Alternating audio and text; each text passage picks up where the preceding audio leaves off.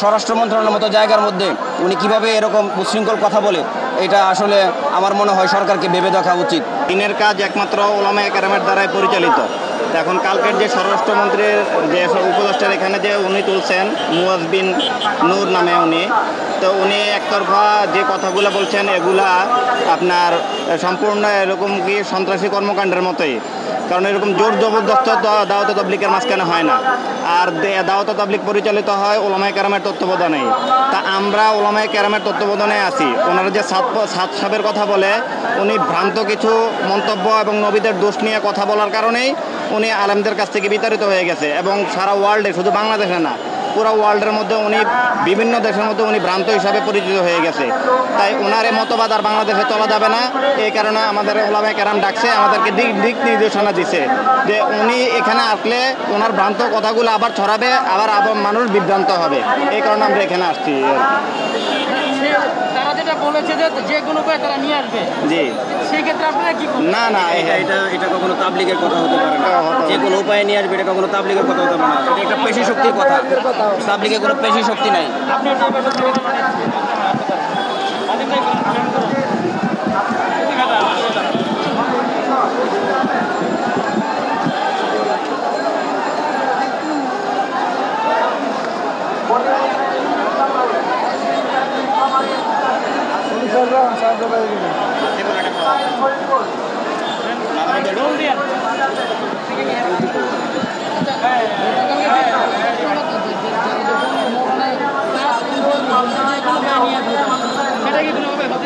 না, এটা কখনো হতে পারে না।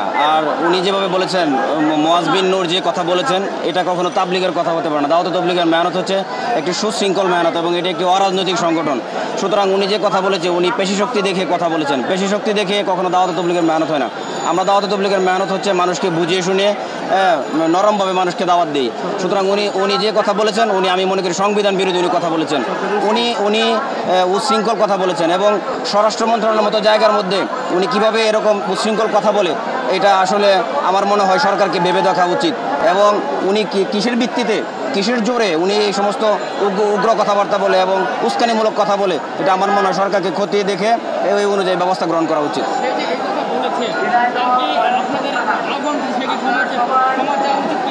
অবশ্যই তার ক্ষমা চাওয়া উচিত, কারণ উনি এত অল্প বয়সে যে ধরনের কথাবার্তা বলেছেন, উনি আলেমদের সামনে বেয়াদবি করেছেন। উনি সমস্ত জনগণের বিরুদ্ধে কথা বলেছেন, সংবিধানের বিরুদ্ধে কথা বলেছেন। যিনি সংবিধান বিরুদ্ধে কথা বলেন, উনি অবশ্যই রাষ্ট্রদ্রোহিতার সাথে সম্পৃক্ত। সুতরাং ওনার শাস্তি হওয়া উচিত। আমরা আহ্বান করব উনি ওনার ভুল বুঝতে পারুক, উনি এবং ওনাকে যারা মাওলানা সাদ সাহেবকে যারা অন্ধ অনুসরণ করে, আমরা প্রত্যাশা করব ওনারা প্রকৃত কোরআন হাদিস বুঝুক এবং কোরআন হাদিসের দিকে ফিরে আসুক। ওলামায়ে কেরাম আমাদের যেভাবে আহ্বান করতেছেন হকের দিকে, ওনারা হকের দিকে ফিরে আসুক। আমরা এই প্রত্যাশাটাই করি।